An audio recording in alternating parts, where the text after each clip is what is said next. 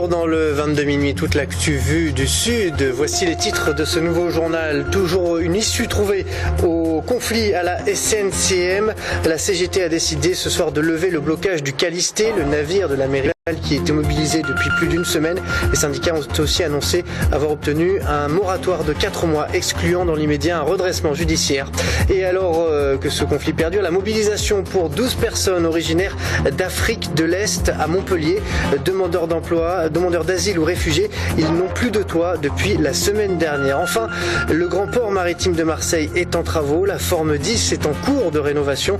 Cette infrastructure pourra bientôt accueillir les plus gros navires du monde pour des réparations.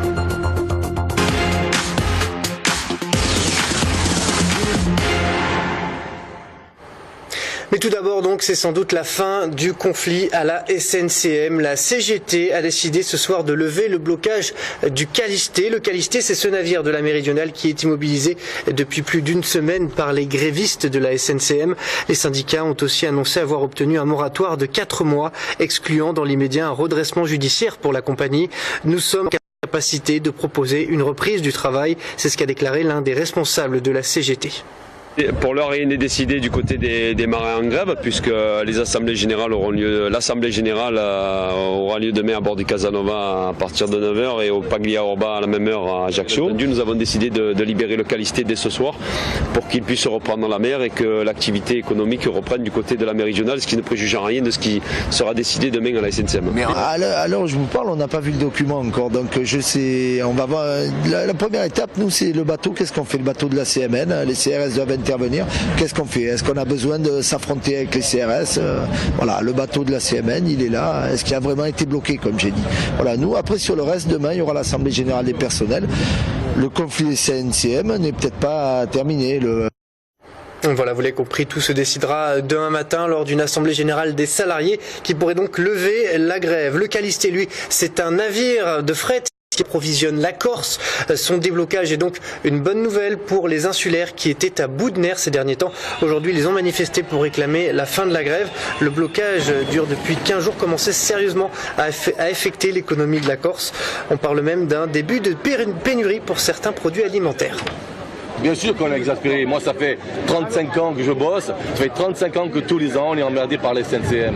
Aujourd'hui, la Corse entière est mobilisée. Il faut qu'ils le sachent. Et il faut que nos préfets et que le gouvernement sachent que nous ne reculerons plus. Il faut régler ces problèmes. On a des clients aussi sur le continent, donc des gros clients comme la grande distribution. Du coup, on ne peut plus envoyer de camions. On est en rupture chez ces clients-là et c'est ce qui nous fait vivre. Dans le reste de l'actualité, à Montpellier, depuis lundi, une cinquantaine de personnes se mobilisent tous les après-midi pour réclamer une solution d'hébergement pour les victimes d'un incendie d'un squat survenu la semaine dernière. 2 demandeurs d'asile et 10 réfugiés sont originaires de la Corne d'Afrique. Pour les associations qui les suivent, ils auraient dû bénéficier d'un hébergement d'urgence depuis leur arrivée. C'est un reportage de Céline Durchion et Lucie Secconi.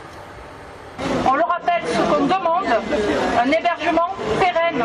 C'est un véritable cri d'alerte que lance Sophie Mazas, présidente de la Ligue des droits de l'homme. Après l'incendie du squat de la Rose dans la nuit du 3 au 4 juillet, la mobilisation est forte pour que ces 10 réfugiés politiques soient relogés et pris en charge. Depuis lundi, ils occupent tous les après-midi la place devant la préfecture à Montpellier. Je suis arrivé en France depuis 1 an et demi. Je suis là depuis 2013. Je n'ai pas de maison et je n'ai aucun endroit pour dormir car le squat a pris feu et c'est un vrai problème. Force de persuasion, un rendez-vous a été obtenu ce matin avec le directeur régional de la cohésion sociale. Des places en centre prioritaire d'hébergement ont été demandées.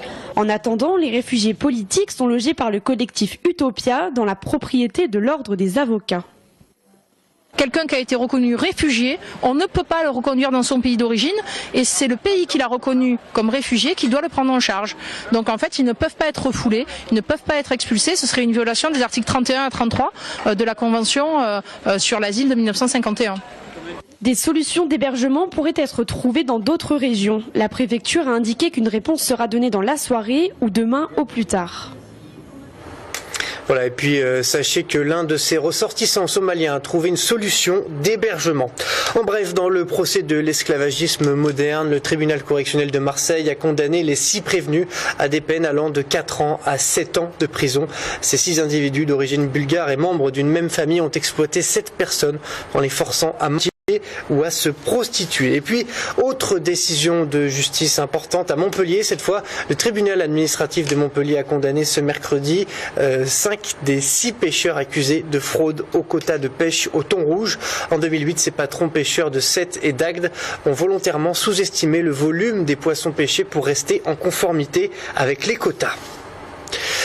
Une cinquantaine de caravanes se sont installées à Pérols, près de Montpellier, depuis lundi. Des gens du voyage qui se sont d'abord établis sur un premier terrain près de l'Arena avant de se déplacer vers un site voisin. Une occupation répétée et intolérable pour le maire de la commune. De leur côté, les gens du voyage pointent l'absence d'une aire d'accueil aux normes.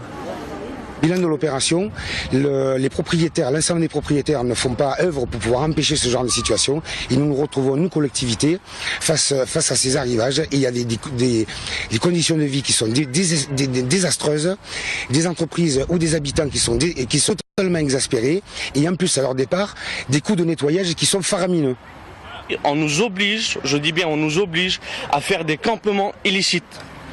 Ce n'est pas à notre vouloir, mais c'est notre obligation d'avoir des campements illicites, parce que l'Hérault ne respecte pas tout ce qui est le SHEPA départemental.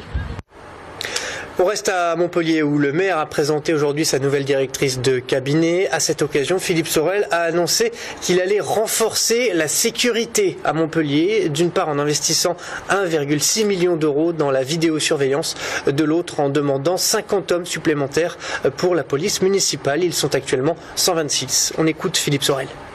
C'est important, 50 postes. Je m'étais engagé sur la durée du mandat, mais je vais essayer de le réaliser dans les 2 ans à venir. Je rencontrerai le 21 juillet M. Cazeneuve, le ministre de l'Intérieur, à la place Beauvau à Paris, pour envisager aussi avec lui les possibles renforts d'effectifs de police nationale et également les ZSP, les zones de sécurité prioritaire, et puis la vidéosurveillance urbaine. Je crois que la sécurité est une priorité pour les Montpelliérains. On passe maintenant au résumé de l'actualité nationale de la journée préparée par Margot Fernandez. Les Femmes jugées aujourd'hui. Les 9 membres du groupe féministe ont écopé de 1 500 € d'amende chacune. Les rebelles au sein nu étaient convoqués à 2 procès pour des profanations dans l'église de la Madeleine et à Notre-Dame de Paris. La législation antiterroriste renforcée. Aujourd'hui, le ministre de l'Intérieur, Bernard Cazeneuve, a présenté son projet de loi en Conseil des ministres. Une loi déjà sévère qui prévoit notamment une interdiction de sortie du territoire pour certains ressortissants français. François Hollande, président de la Commission européenne à l'Elysée. Le président de la République reçoit José Manuel Barroso pour un dîner au palais présidentiel ce soir. Au menu, la préparation du sommet européen du 16 juillet. Monsieur Barroso rencontrera pour la première fois le Premier ministre Manuel Valls. Ces 2 derniers feront le point sur la situation économique en Europe et en France. Retour à votre actualité locale et on repart en direction du grand port maritime de Marseille, non pas pour reparler de la SNCM, mais pour cette fois évoquer un projet de taille. La forme 10 du port est en rénovation en ce moment. Il s'agit d'une infrastructure qui permettra de faire des réparations sur les plus gros navires existants. Visite de ce chantier titanesque, Marguerite Kioch. C'est le plus grand garage à bateaux de la Méditerranée. En termes maritimes, on appelle ça une forme. Celle-ci peut contenir 180 piscines olympiques et elle est inutilisée depuis 2001. Avant de pouvoir à nouveau y réparer des navires, une nouvelle porte doit remplacer l'ancienne. Les travaux ont commencé en début d'année. Alors cette forme est destinée à mettre à sec les plus gros navires qu'on rencontre aujourd'hui sur la flotte, que ce soit les navires de croisière qui justifient pleinement l'usage d'une forme de telle dimension, mais aussi c'est ouvert à tout type de navires, ça peut être aussi des porte-conteneurs ou des navires plus petits. Les plus grands bateaux de croisière de 360 mètres de long pourront être réparés dans la forme numéro 10. Un investissement public de 28 millions d'euros pour soutenir le renouveau d'une activité industrielle, la réparation navale. Le grand port maritime mise sur le développement des croisières à Marseille. Les avaries pourront être directement réparées dans ce port d'escale. On espère effectivement recréer de l'emploi industriel de réparation navale et on envisage autour de 200 à 260 emplois spécifiquement liés à la remise en exploitation de la forme 10. Souvent critiqué, le port de Marseille est ainsi amélioré l'attractivité de ses bassins ouest. La mise en service de la forme 10 est prévue pour l'été 2015. Dans l'actualité également, le village des marques continue de faire débat à Miramas dans les Bouches-du-Rhône. Le Conseil d'État a donné son feu vert à l'ouverture de ce futur complexe commercial destiné à vendre des vêtements de marque à bas prix. Mais les opposants au projet ne désarment pas. Une association de commerçants du secteur pourrait déposer un recours contre le permis de construire. Le village des marques devrait d'ailleurs se construire sur une zone agricole, celle que vous voyez à l'écran. On écoute le maire de Miramas, Frédéric Vigouroux. Il est interrogé par Marguerite Kioch. Je pense qu'il y a un recours global qui a été fait sur la CNDC, sur la CNAC et sur le Conseil d'État.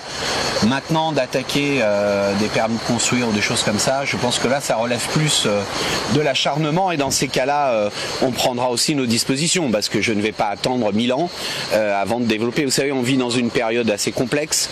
Il y a énormément de développement économique aujourd'hui dans notre pays.